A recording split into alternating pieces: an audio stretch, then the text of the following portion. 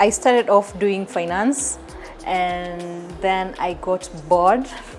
I'm an artistic person, so anything to do with art and hands-on, I'll be there, and creativity. That's where you'll find me.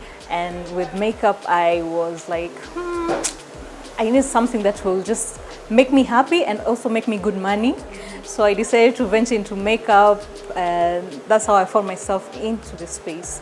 In as much as not many people think that makeup can be like a career, back then in I think 2017, I decided to take a chance, and I had a good mentor who actually made it while doing makeup. So I was like, okay, I can see myself doing this, and I'm grateful to God to have a very supportive family, because when I decided, I took a break from finance to do masters or SCCA or any of the professional papers in accounts.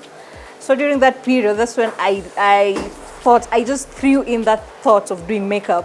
And since it was well accepted, I was like, okay, let me do makeup instead.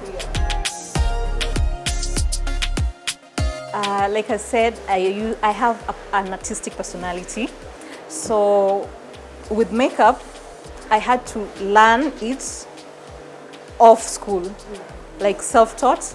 Then after I was convinced that it's something I can actually pursue as a career, that's when I decided to find a mentor to just teach me the business aspect of it, and maybe polish up on some things which I wasn't that good.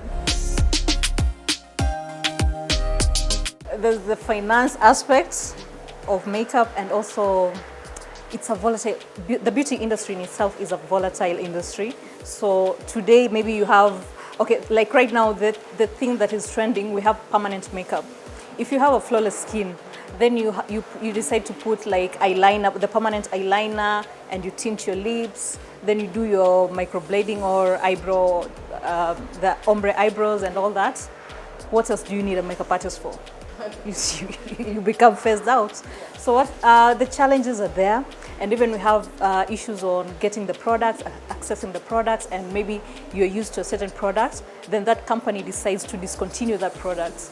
How do you move forward to another product, or how do you convince your client that this new product is the in thing?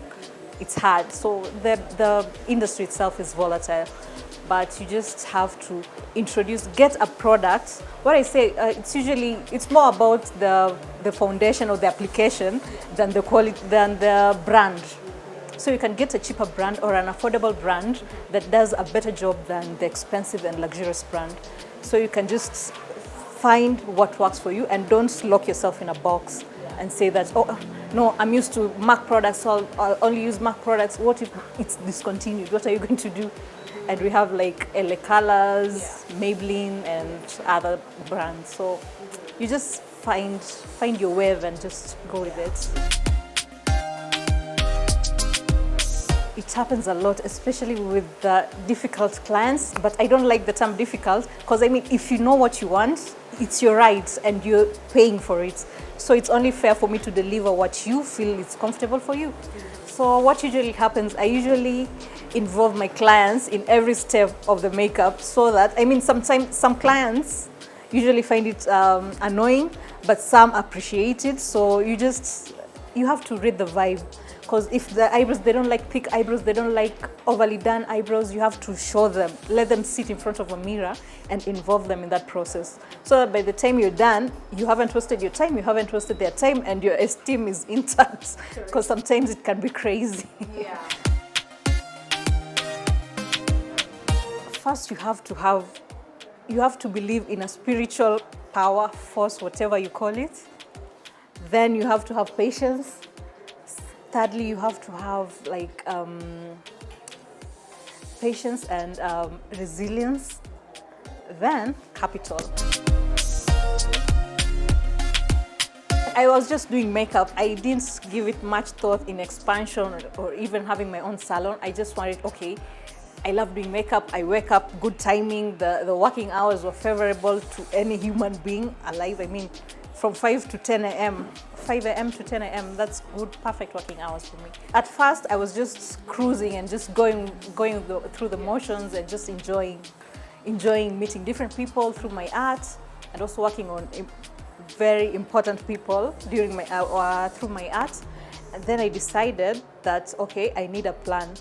I can't be going to people's houses to do makeup. I can't be reporting back home at 2 a.m. because I spent the previous day or the whole night working. And for me, my way out, or my way out was the salon, somewhere where I can just sit and move. If let's say this month I don't feel like doing makeup, I can do hair. If I don't feel like doing hair, I can do nails. I needed to open up myself to such possibilities. Because I mean, today you can get a client for makeup, then tomorrow they say, oh, okay, I don't want makeup, I just hair. I just want hair. Can you do hair? Say, yeah, I can do it. And you deliver, not just mediocre hairstyles. Right. You also have to deliver. So I had to expand that way, and that is what brought about Nzale Katama Salon. And here we offer makeup, hair, nail services, we do waxing, and we also do facials. So hit me up.